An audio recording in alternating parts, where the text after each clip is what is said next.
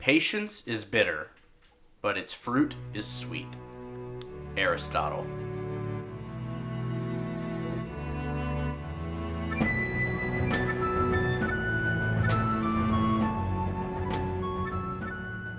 Bending Not Breaking, Season 2, Episode 3. Return to Omashu.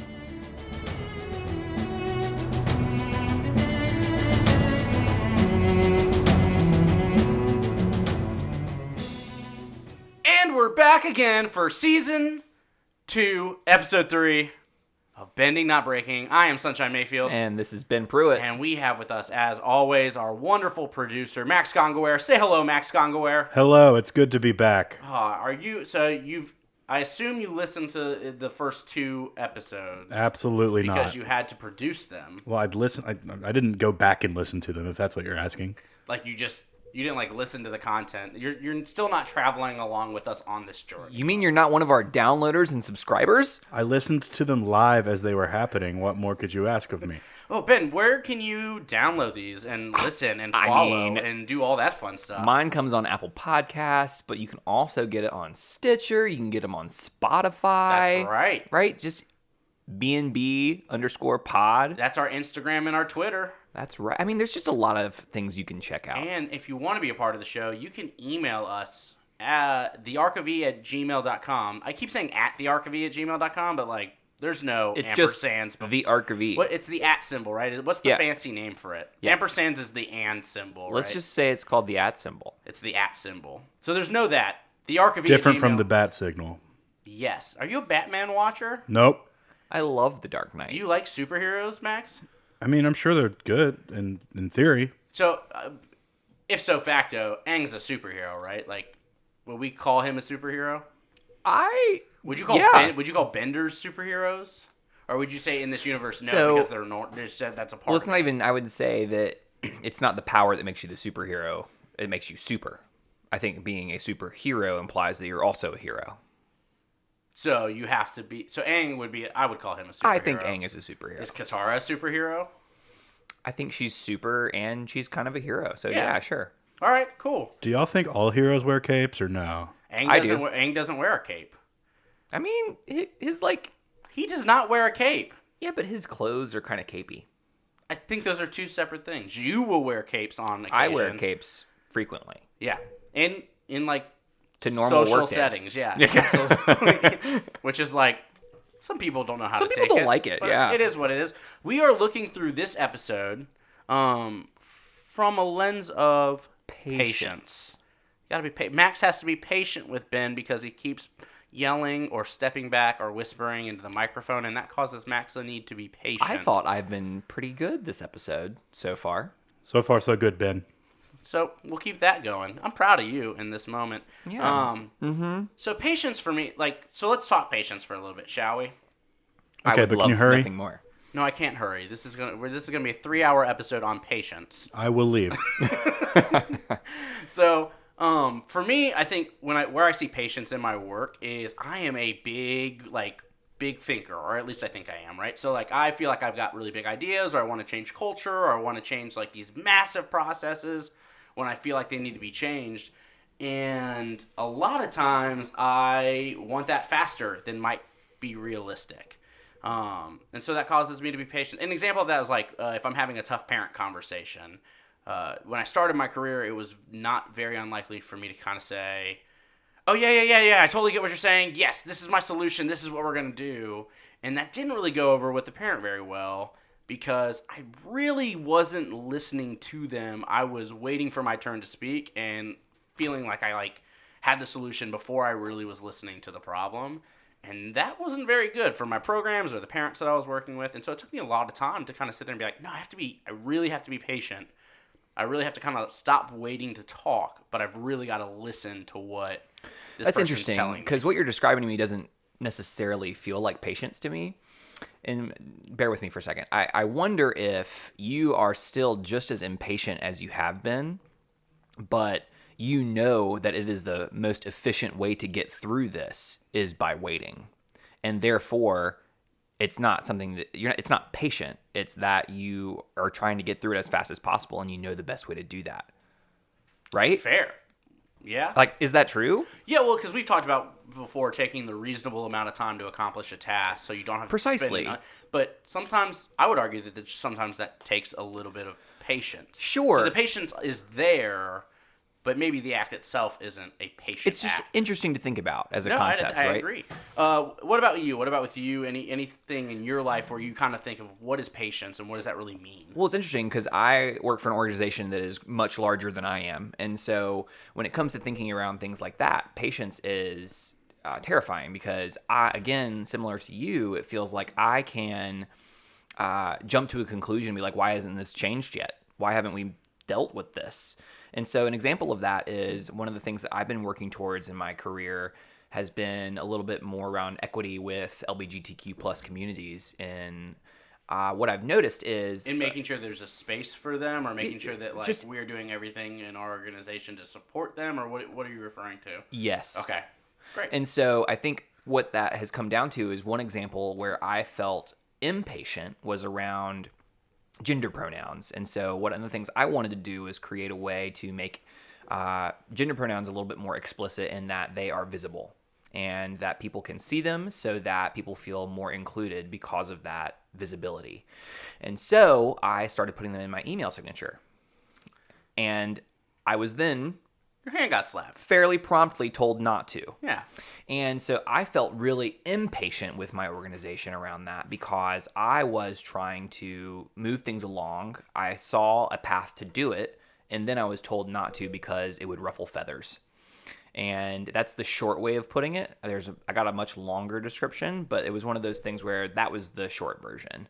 And I felt really impatient in that moment. And I think that to me has definitely informed how I kind of viewed this episode around patience and what it looks like and how to perceive it and what is and what isn't patience in general. So yeah, that's something that came up for me. Would you say that there are moments where patience itself, I think we always kind of tend to think of patience as a positive attribute. If we're looking at it more as like a neutral attribute, is there times where patience isn't good? Are there times where impatience is a positive thing in a world where we kind of view that as the opposite, I would argue? So perception is reality. Right. Right? And so in my perspective, I might see Boomy's inaction in this episode as A negative thing. why you could be doing so much more by being active than you could by sitting in that metal coffin that you're sitting in. Yes. Like, how would you say that inaction is, favors the side of the oppressor, right? That's right. Yeah, So- exactly. And so Elie Wiesel originally said something along those lines. And so it was one of those things where for me, it feels like what could Boomy be doing that is, quote, positive Jen versus negative Jen or neutral Jen? And it's really interesting to analyze that. And is that me simply being impatient? Is that me analyzing this situation in a way that makes me feel... I'm distracted by that sound. Yeah, what was that? The bird. Fair. Well, before we dive in, sorry, it Yeah. was distracting and you were diverted.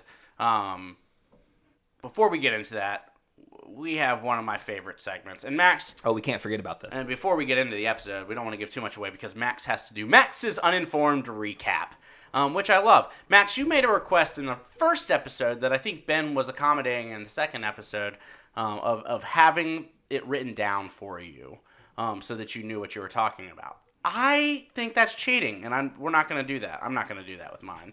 You just I have confidence You have that- to remember the keywords and remember the scenes. Yeah, no problem. Okay. I think once we get about 4 or 5 more episodes into this, you're going to realize your listeners hate this segment, and we're going to stop doing it. So I think that's very possible. We'll find out. I find it funny. Let us know. I got good feedback after the first one. From one person. Yeah, but that's the only person. That's 100% positive feedback. That was the only person who let us know if they enjoyed this segment or not. If they don't, we'll stop doing it. But Great. We got tries. Max, yeah, here is the first scene. okay. The gang mourns the takeover of Omashu, and Aang shares his intent about going to find Boomy, his friend. Sure, got it. The final scene is Aang brings back baby Tom Tom to the governor and his wife without them seeing him. Do you want me to read those two scenes again one more time? Yeah, let's do it. Let's Okay, make sure our listeners are practicing patience. The gang mourns the takeover of Omashu, and Aang shares his intent to go find Boomy, his friend. And then the final scene is Aang brings baby Tom Tom back to the governor and his wife without them seeing him. Your 5 keywords are this. This. Your 5 keywords start now. Resistance, Got it. circus, Yep.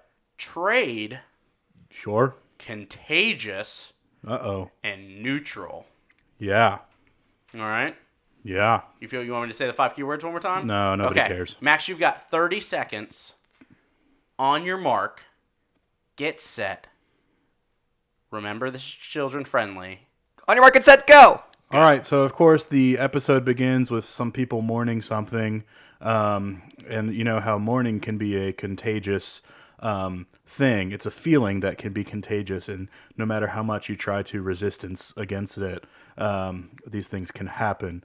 The brain is a bit of a circus, and when you are mourning, you know there's a circus act happening inside of your brain, and then of course. What do you need at a circus? You need some drums. More specifically, some tom-toms. So that's how the tom-tom comes into play, and that's why Aang bought that other person a new tom-tom, and that was the end of the episode. I hit at least 3 of the keywords, and I there was something mourning, and there was a tom-tom, so I think I did pretty well. You hit resistant, circus, contagious. I don't remember any of the other keywords. Trade and neutral were the other 2. Sure. But yeah, that was... Ben, you want to give... that was a thing. Ben, you want to give the real recap? Sure. Max did really well, but let's just, for instance, go with what actually happened. So, again, we start with Aang, who is in the party, and they see Omashu has been taken over by the Fire Nation. They go in, they buy sewer this time instead of their previous method. And so Sokka is covered in sewer juice and a pentapus or 2, and that leads to them discovering that they leave marks. Eventually, they use that method to get all of the Earth Kingdom outside 15 seconds left. Of Omashu. They use that method, and then they try to rescue Boomy for the rest of the episode. Eventually, they trade Tom Tom back for Boomy, except Azula reneges on the plan. They fight. Aang returns Tom Tom. Well done. Yes. All right, that is the recap. Let's dive in. Where were some moments of patience or impatience for you, Ben Pruitt? I think it's interesting to kind of think about the past 100 years for a second. So are we specifically talking like the intro? Yeah. Okay. So like Katara is talking about how, 100 years ago this happened. And you have to think about the kind of patience that's required of generations of people. So people had to be patient with the fact that the Avatar was coming, or they had to, what did people do? Because some people lost hope. Some people stopped believing that the Avatar even existed. He was gone for 100 years. That's multiple generations of time to where who knows? Do we have an average life expectancy of a majority of these people? No, but lacking that, I would assume standard? it's the same, right? Okay. And so when does patience become something else? When does it transform into resentment or disbelief or something else? So I've been patient, and I've been patient, and I've been more patient, and this hasn't happened yet, and so now it turns into I'm going to be upset with you because you haven't met my expectations. And not necessarily upset with someone, but upset with period. Yeah, the situation, where they're at. That's interesting. So does your ability to be patient rely on other people? Well, and is my things? Ability to be patient hinging upon a generous assumption? So, or is it knowing that there is something that is not generous happening? There's just a lot of things happening. So, for instance, I am more likely to be patient if I believe that the Avatar is coming back. If I truly believe that, if I see that there's been a history and I know what's coming, then I'm more likely to be patient and be like, you know what? I see the connectedness and that everything is going to happen for a reason, and I can be patient. You have faith there versus if I start to change, if my belief starts to change, if I become resentful, if I become annoyed, I bet my ability to be patient drastically changes. Yes. So for me, it's the concept of, is patience a value or is it a thing, right? So is it like a thing you feel or an experience, or is it a value that you have, or is it a little bit of both? And so if patience is a value, and say it's a cornerstone value that you have, should it change based off of the actions of others? I mean, that's my question. Like, Like, is one of those things where is this something that is so internal that it's reliant upon just you, what's going on with you, what's going on in your mind, what's going on in your heart, or is it something that is dependent upon someone else and their actions? Is it a reaction, or is it something that is within you and only you? yeah, and one, Or is it both? And I and like, you I know, think it could be both, because what I would argue with value systems is you should live into your values regardless of the actions around you. The story that I really heard with that was, a friend of mine's parent gave money to an individual on the side of the street who was asking for a handout, and in the car, um, the person who was sitting in the passenger seat was like, they might go use that for, booze or anything else, which is, I think, a flawed thought process, anyways. But in this instance, the father responds with, I'm going to live into my values. I can't change what their values are going to be. So, regardless, I'm going to live into mine, and one of mine would say that I should behave this way. And so, um, if your value is patience, I would argue, I think you can maintain that patience regardless of the actions of others. That doesn't mean it's easy, and that doesn't mean that that's something that you're not going to have to work to do. Because I think that over time, it really is easy to become we could use examples of me and you living together and Sure. me not accomplishing a task. And I think for the longest time, there were things that you wanted me to do and were probably pretty patient on, but I had no clear objective that was something that you wanted. And that could have easily turned into resentment, or it could have been a moment of, did I let him know? And then you told me, or we solved it, or we talked about it, or we talked through it. But that could have easily been a moment where you resented me through that process. well, and having lived that, I think that there were times where it did become resentment until I was able to communicate my impatience, until I was able to communicate what my expectations were. I went from patient to impatient, and I went from impatient to resentful because but that was all on me. And if I look at it that way, as saying that was on me, then the narrative changes versus me blaming you Right. for your inability to accomplish whatever that was. Mm-hmm. Right? And so I think that plays back that patience is really a value, that if you got to practice to work at that, and so you can maintain that level throughout an incident like that. Sure. And so I would hope that the people, we see it, right? We saw it during the Storm episode of season 1, where Aang meets this couple, and the grandfather, or that the older man who wanted to take fishing, like, he threw some shame at Aang, or maybe not shame, but definitely some guilt, right? Like, of, you left. You left. Like, I am clearly resentful of you. You left. And we see a whole shame spiral with Aang right after that. But so it definitely did happen where people became resentful of Aang. So I think that's kind of my point. Is I wanted to bring that up, and I wanted to flesh that out a little bit because I want people to be paying attention to their patience, and I want them to kind of like know where their line is. Like for you, for me, I want to know when my patience starts to bleed into something else. And that's a boundary for me. Yeah. When it starts to become something other than patience, that's a sign that I need to be communicative. Yes. Right? Yes. Like that you have an awareness of your own personal emotions and saying, I'm feeling impatient right now. That should be a sign or a red flag that, is there something I'm not doing to live into my values? Do I need to do a better job of speaking? Do I need to be doing a better job of setting clear expectations. Do I Yeah. need to be? And I think we all have to deal with that in some way, shape, or form. Whether your value is patience, or whether it's belonging, or love, Yeah. or whatever your cornerstone value is. And let's tie that back again to the episode Please do. with Aang, right? And so Aang is really working towards finding Boomy the entire episode. Like, I gotta find Boomy. I gotta learn earthbending, right? And Boomy is just chilling.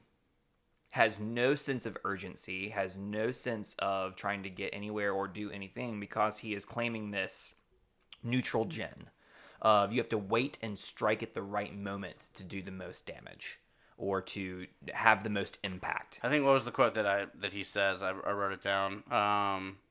Listening and waiting for the right moment to strike. Yeah. Yeah. And so Boomy is listening and waiting for the right moment to strike, which we don't see the whole picture. Well, I was going to say, like, you have to understand what's the narrative that you're telling yourself in this moment, what's the narrative that Boomy's telling himself in this moment. So as the viewer, Exactly. what's your narrative, right? So Boomy's inaction, quote unquote, could actually be an action if it's an active decision for Boomy to say, I am choosing to be inactive in this moment Yes. so that I can be active later. That But- itself is not inaction. It is him saying, nope, I'm staying and laying low But again, for that right. But from everybody else's perspective, perspective is exactly right. and perception is reality. Perception is reality. My perspective is that you're being lazy. My perspective is that you're you're mental now. You've lost your mind, right? It's like there are so many different stories I could tell myself because I don't have the whole picture and because I don't understand and because I didn't seek first to understand before making that judgment. Right. And so to me, patience is really nebulous because it's so wrapped up and intermingled with so many other things. And that I didn't really catch that until really this discussion. Yeah, one of the moments for me that I found a lack of patience, besides just what I would call Azula's entire story arc in this episode, but one moment that I think is really important, or at least that I found a lot of meaning in, was the moment where the baby Tom Tom is with the Resistance outside of the wall once they've escaped, and Guitar's playing with the baby, and Sokka's like takes the weapon from him, and the baby cries. He gives him back, and then it was one of the Resistance members, if I'm not mistaken, Yep. who says, "Soon that baby will grow up and join the Fire Nation army, and that baby will be a killer." Yeah. And Katara responds with, "Does this baby look like a killer to you?" What I pulled from that is how often are we so impatient and quick to judgment based off of prejudices that we have, based off of our own preconceived notions, that we aren't patient enough to see the time and give that, this person credit and time to grow to see who they really are. Are we? So is it patience that allows us to see potential? Yes, right? Like, can I take the amount of time to say, I'm going to let this preconceived notion stay to the side and realize that, like, you're just because you were born into this, in this situation, there's no way for me to know how you're going to turn out 18 years in the future. Now, maybe I've got experience of past and seeing kids grow up and join the Fire Nation Army, and they've turned on me, and this is what I have, but for each individual person, that might be very different. And so, but for us outside of the show, how often do we sit there and say, you went to this college. I have an entire understanding of people like you who go to that college, and so I'm making a judgment on you. Or you're from this city. I know exactly who you are, and I'm going to judge accordingly. Or you're a fan of this sports team. Yeah. So, I mean, it just ultimately, that hit home for me of, like, how often do we do that? And it seems pretty prevalent that I think that we do it pretty often. And it takes hard work to change those prejudice thoughts or behaviors. But is that patience? And for me, in this moment, I took it as impatience versus patience. But is that what it really is? Well, it's interesting because there are a lot of books and articles, etc., on the concept of, like, millennials don't have any grit. Millennials don't have any discipline. And millennials this, millennials that. Hey, can we just first, like, talk about the arbitrary line that's drawn that creates these, like... Yeah, totally. These totally. demographics, like, what, like 5 years in the past, 5 years in the future, does it really shape? Because every generation before it has said that the next generation is lazy, right? Like, that's always been a thing. So let's just say there are a lot of articles saying that there are people who are lacking discipline and The article calls out millennials. Yes. Most of them right now. right? And so it's interesting though, because I think that could be tied to a lack of patience. And the reason is people who are older than we are historically have had to do more work to get information.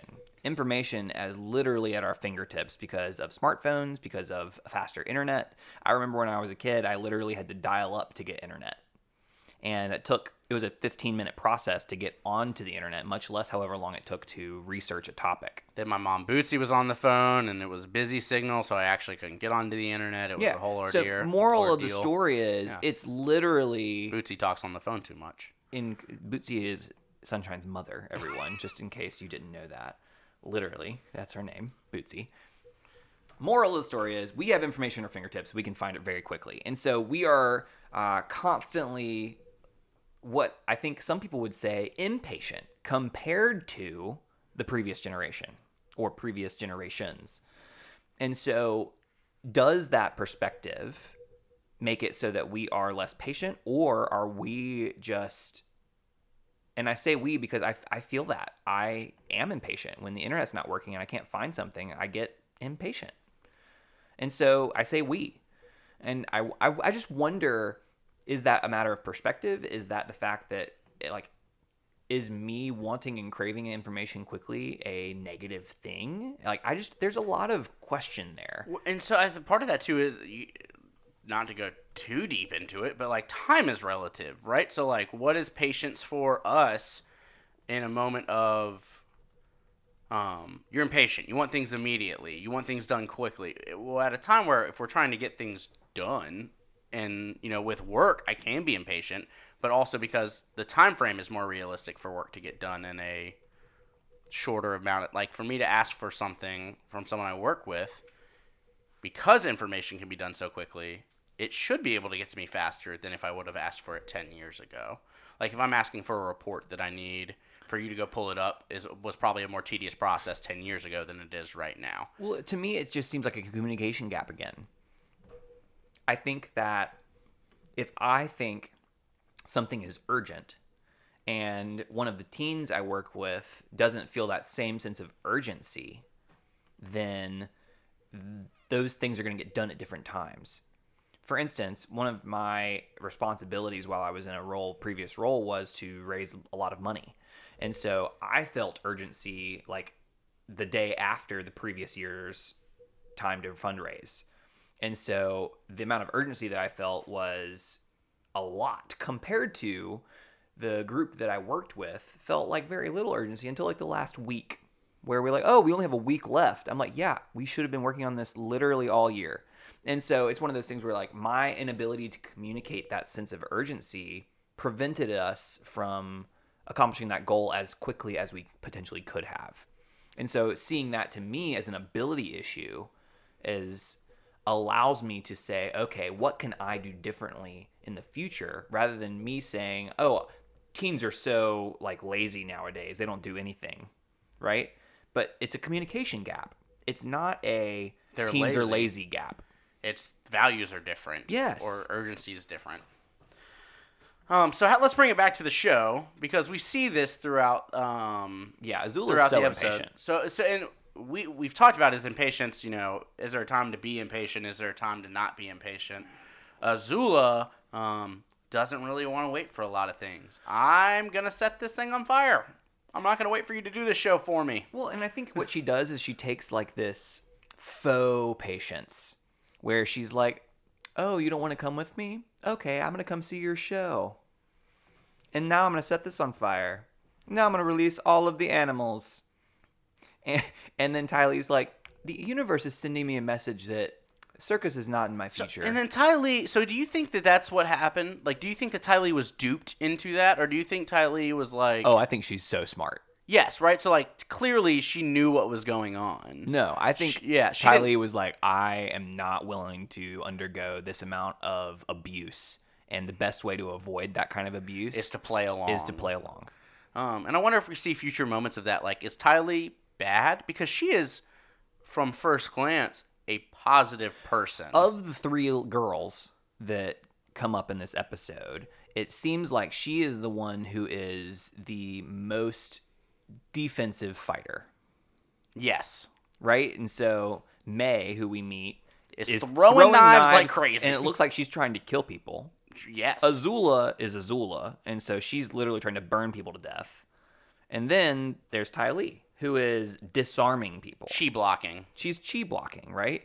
And it's We know, literally we don't really know that. that's as not of what this they point. called it, right? So, but we learn later that it's called chi blocking. And so at this point, what we see is she's fighting defensively compared to the extreme offense of the other two. And I just find that to be really interesting. So Azula is not patient. Well, for a second, it's interesting because at the very beginning, when we first see Azula, it feels like she bends her pride a little bit to logic, because she could, like the two older ladies, the twin older ladies, are like, you have to ditch the royal army and the royal accoutrement, because if you don't, you're gonna lose your surprise strike. And Azula's like, you're right, I need a smaller tactical force. And then, to me... And so, like, being impatient, she wants to go faster, right? And so if you're saying by speed, that's impatience. Yeah, well, and so she wants to move quickly. So, right. Which is not a negative thing. No. It's just a thing. It could have been, so her pride could have gotten in the way, saying, no, we're going to do this way, and I want my royal guard with me, and I want to do this. But no, she, like, her logical, tactical sense allowed her to be like, no. She ain't dumb. Yeah, she's not dumb. She's just a little impatient. A little impatient. I'm going to say it. She's a little impatient. There's probably some shame in there. What do y'all think? Do y'all think she's patient? Are we just seeing this differently? Because I see her as impatient. I agree. Max, what do you got? Any thoughts on patience or this episode? I do not. Good talk. Cool. I'm always excited to have his input. Yeah, it seems like it's really, really, thought-provoking. This has been fun, guys. So, any other major things we want to talk? And so I think we should probably talk Boomy. We have a little bit, right? So I think we've covered Boomy enough. So let's do this. We've got. Never mind. Ben's holding a finger up at me, saying, "Wait," because I'm being a little impatient. One of the things we didn't really talk about was the Fire Nation governor, who, like, for all intents and purposes, like, seems like he might be a decent guy. Seems decent, right? Yeah. So he doesn't seem unfair. It's interesting though, because he also seems like he's not a great tactician, and he lets all of the Earth Kingdom out. He's like, let him go. Almost like a figurehead who's not necessarily that's making what it great feels calls. like. And so, to me, it's interesting because it feels whimsy around, like, oh, let him go, make him stay. And so when they go and he realizes, he's so quick to blame them for taking his son because his son is missing. And I think it's interesting because he's not very patient with his son's life. As soon as his son is on the line, he is like, draws up a trade agreement. He's like, all right, y'all, we're going to trade Boomy for him. We're going to give, like, he goes straight to what is our most valuable asset according to that group, and let's trade it for my most valuable asset, right? Which is my son. Yeah. That was a real baby's day out moment for Tom, right? Yeah. Like I'm going to crawl on this windowsill and fall down and land on this tent top. And he almost died. And, like, slide down this chute that has cement blocks running through it regularly, and, like... Y'all, take care of your children. Watch them. Baby-proofing your house is important. Rounded tables with edges. Yeah. Max, how were you as a baby? Pretty good. Yeah, no stories that your mother told you about, like, you misbehaving or, like, trying to climb into a pool or anything like that? Do you climb into a pool? I think of, like, baby-proof fencing that's on the side of the pool, so you have to, like, climb over the baby-proof fencing. I was to, not like, that fall advanced of into a baby. pool. I think I was good. My first word was balloon. Nice. Huh. I don't know what my first word was. Tom's first word was... I don't think that constitutes as a word. Please don't yell like that. It's in the dictionary. Anything else? We haven't really talked about Pentapox or the Resistance or anything else like that, and that's mainly because I don't know if there's a patience thing that goes with it. Maybe there is. And if there is, I'd love for our audience to, like, let us know. What have you seen that's a sign of patience in this episode that maybe we haven't talked about? Yeah, but Pentapox was a pretty big part of this episode, and Yeah. we don't We didn't talk about it much. I don't know if we need to. Yep. It existed. We've got a special voicemail, so we're gonna take a quick break. But then, at least 3 fans. We have at least 3 fans. At least 3 of them. And so You're not get mad at him for whispering? No. Rude. he's being very patient with me. We have a voicemail, so we're gonna listen to that. Our voicemail comes from Julie. You have reached the voicemail box of Bending Not Breaking. Please leave a message after the tone. Hello, my name is Julie Katz. I was calling in because I've really been enjoying Bending Not Breaking. I think it's a really neat take on Avatar, and I'm really enjoying how the podcast is like a lot of fun and like wackiness, but it also goes into some very serious themes and takes some moments from the show in like a more serious way. I was calling because I had a question that I wanted to ask in advance of the Cave of Two Lovers episode. I know that this is the first episode, or maybe it's not, but I think it's the first one where Zuko takes on the identity of Lee, who's a member of the Earth Kingdom. And I had just started rewatching this show, and one thing I realized was that Zuko has parts of his different identities that are, in a way, kind of like correspond with the different elements, because he has the blue spirit identity, and the blue spirit is kind of watery because it's blue, and it's him when he's in almost like antagonism or opposition with General Zhao, and it's also this spirit kind of creature or entity that's very playful and mischievous. So it's like a bit of a combination of water and air. And then when he's Lee, he is, adopting more of an earth identity. And that's an identity that he remains in for a sustained period of time. Not even with a mask or anything. It's just his acting, I guess, his improvisation. And I don't know. I just found it very interesting. I know that this becomes, is something of a theme throughout Avatar of people assuming different identities.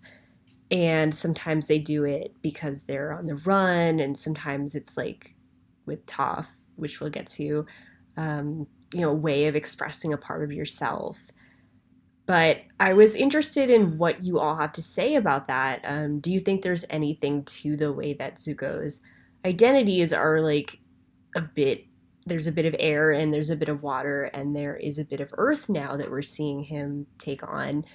Do you have any thoughts about just these this sort of disguises and adopted identities in general as something that happens a lot?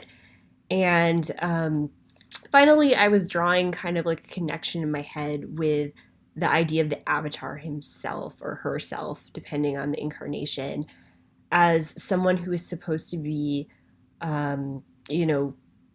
able to move many different elements, and then also coming off of many different lifetimes and sort of having different identities within themselves, if that has anything you could draw into that general theme. So, anyways, I just want to say I've really enjoyed the podcast. I'm interested to see what directions it's going in. And thank you so much. Wow, Julie, I am in awe of your voicemail. I am just really grateful that you were able to share so many insightful questions with us that hopefully we can do justice for you and attempt to answer. And I can't guarantee that we'll answer it perfectly, but we will do our best. Be patient with us. Yeah, Yeah. absolutely. So there's 2 things that really came to mind while your voicemail was playing. And the first thing is there's a really cool personality profile. It's called Laurie Beth Jones personality profile. It's called the Elements profile. And literally every person has a little bit of these 4 elements within them. And it's, you guessed it, earth, fire, wind, and water. And so the only difference is that instead of calling it wind, the Avatar series calls it air. And so to me, it's really interesting to see how each of us within us has all of the elements. And some people have potentially a little bit of an imbalance. Some people might be very water based and very little earth, or some people might be a mixture of all four, right? And it's just interesting to think about how all of that plays in. And so just FYI, I'm a fusion, so I'm all four. I'm kind of like the Avatar, have an equal balance of all four of them. Sunshine, what were you? Everything but Earth was when I took that. Which, to be fair, though, like to kind of go into the elements and where people lie, my natural tendency tends to be more wind than anything else. Big picture stuff, like crazy ideas. Let's go ride a roller coaster, and very like all over the place. But Kind of like Aang in the intro. right, very well. Like let's go penguin sledding. Like that's very much my personality. But I've definitely worked on the Earth side of that since I took that test a while back and became stronger in my administrative skills and paying attention to the details. And so for me, when I was listening to Julie's question, thank you so much for sending it in, was there is that fusion of all of us of like different elements, and you can learn to master different things that you might not be strong in when you first started, or you might need to figure out how to rein some things back. And so for me, Zuko does play a very like different person with each of his assumed identities. Yeah, I feel like he's very grounded and down to earth when he's with the refugees in the second episode, and I think that that really is part, like it's part of it. But you see that he's also very scared of that because it's a very vulnerable moment for him. Well, I think it's a part of himself that he's not sure how to deal with. Like he doesn't know and understand that part of himself yet because he hasn't allowed himself to experience it, right? And there's a lot of vulnerability in that open conversation that Absolutely. he has to have with that. And so part of it, and we've talked about this in the mask episode when we first encountered the blue spirit, was a lot of like, do we assume masks that are our true identity, but we have to hide that most of our times? So we treat them as a mask, or do we use mask as in the way that I engage in my professional setting, which may not be my most authentic self, or in the way that I engage with my friends and how that looks out in social settings. And so I think there is a little bit of, are you picking up social cues and things that you feel like you have to change yourself to fit into situations, when really we hope that we're changing situations so that people can step into them in an authentic manner. Yeah. And so that kind of brings me to my second point, Julie, and that is from a quote from one of my favorite authors. Her name is Brene Brown. You might have heard of her. And the quote is, "The irony is that we attempt to disown our difficult stories to appear more whole or more acceptable. But our wholeness, even our wholeheartedness, actually depends on the integration of all of our experiences, including the falls." And to me, that's kind of an analogy where our wholeness, even our wholeheartedness, depends on the integration of all of our, quote, elements. And so how do we integrate all of these different elements into our lives to become more wholehearted? And to me, the reason Zuko's redemption arc is so phenomenal is because we see him living in one element and experience all of them as you describe in these different identities, and he slowly integrates them all into the Zuko that we see later on. And I think that's a phenomenal transformation, and it's one of probably the best redemption arcs in history of television. I'm saying it. No, I would agree. This really, one of the things that this really did play out for me is personality test. And we talked about the Elements personality profile, but there's so many out there. Yeah, and tons. I think that they can be really cool, and you can pull a lot of information from them. They can also be kind of detrimental depending on how you're using that information. There's tests out there that say these are your top strengths, right? These are your 5 strengths, and so you should really focus on those. And I think that that can be cool if you're saying, all right, if I'm a connector with other people, how do I use that to benefit the world around me? But people can also take those same tests and say, oh, well, this test said I wasn't creative, so I'm not creative and I'm never going to be creative. And I think that can be a disservice to yourself if you do that, because I think creativity is a muscle, and that's something you can work on. It's even what you said already with the elements. You said you're everything but Earth, but you said right after that you've done a lot of work to bring more Earth into your life. Absolutely. And I think that's the key. That's the whole point of personality profiles, is to help us see where our strengths lie and to help us become more. It's not trying to box you in. It's trying to show you where you are now so that you can grow to become something more. And so that's the point. Don't let it box you in, right? We had a supervisor that we shared in the past that was her issue with all personality profiles was it's going to put you in a box when people by nature shouldn't be put into a box. Like we categorize people because it's uncomfortable for us to not categorize them, but in the reality, you really shouldn't be. Like there's people can play in many different categories, have many different strengths, have many different personality elements, if you want to call it. And so for us, it's be your true authentic self, regardless of if that's part water, part air, part fire, or no earth, but be your best, most authentic self and do whatever you can to help the people around you, I think would be my takeaway from that. I agree. So thank you. Just thank you so much for calling in. Again, if you have any comments, concerns, questions, ideas, things that you saw in past episodes where you were like, I saw this all completely different way, or when I watch this episode, I really look at it through a lens of X, Y, and Z, email us, thearchive@gmail.com. Just drop us a voice memo, and we would love to have you on a future episode. And then Can't wait to meet you. Yeah. We have at least 3 fans. Let's have 4 next week. I wonder if we can do it. I hope so. Yeah, but thank you, Julie. As we wrap up, we always talk about the lens of whatever we're looking at through the element of the episode. This week's element is air, and we're looking through patience. Ben, this week, what is something that you are looking to do or wanting to work on to better yourself or the world around you through patience with the element of air in mind? And if you want to recap air, feel free. It's been episodes since we've done it. It has been. So okay. So Time air. has passed. So again, take a minute just to think about what air means to you. For me, it's wind. It's windy. It can be gusty. It can also be something like I think about the breath. I think about so much in terms of what air can be. It's literally something that is constantly within us. It's something that we constantly expel, breathe in.